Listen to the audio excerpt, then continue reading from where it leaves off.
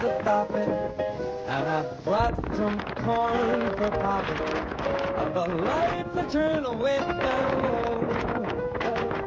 Let it.